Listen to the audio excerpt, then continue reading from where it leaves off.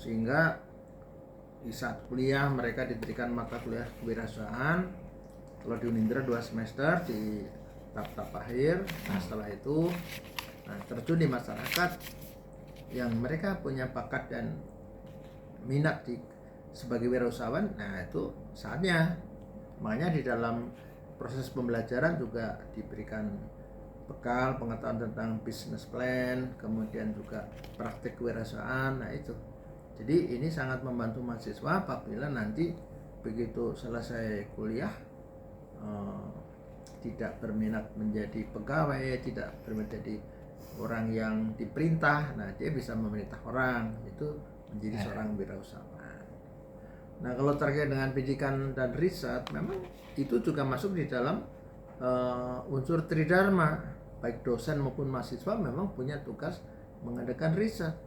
Nah memang sebagai perguruan tinggi, sebagai lembaga keilmuan dan akademik, ya riset menjadi sesuatu yang sangat penting. Jadi untuk memecahkan masalah, untuk mengupdate teori, untuk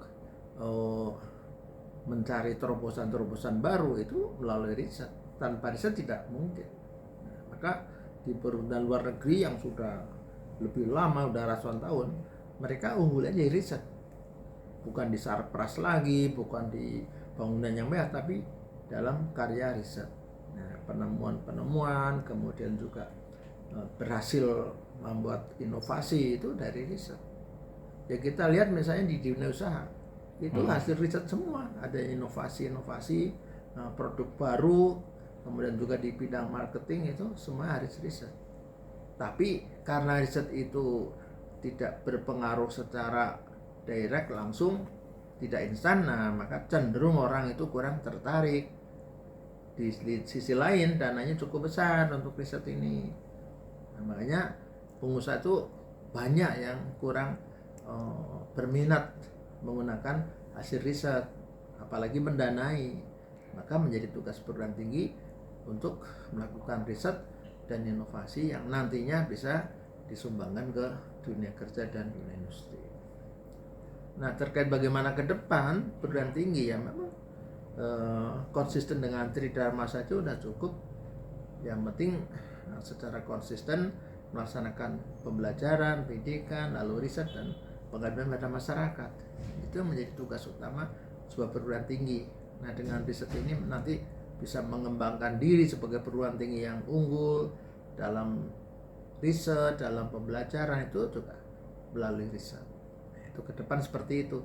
Nah sesuai dengan anjuran pemerintah, yaitu dengan kurikulum berdampak itu, ya perguruan tinggi harus punya imbas, punya manfaat, punya keterkaitan langsung dengan kepentingan masyarakat. Masyarakat butuh apa? Itu jawabannya ada di perguruan tinggi, dari hasil riset dan sebagainya. Karena dengan riset akan ditemukan solusi yang tepat, ya, yang ilmiah.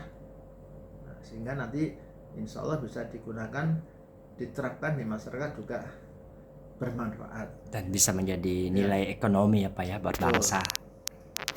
Ya, saya kira itu.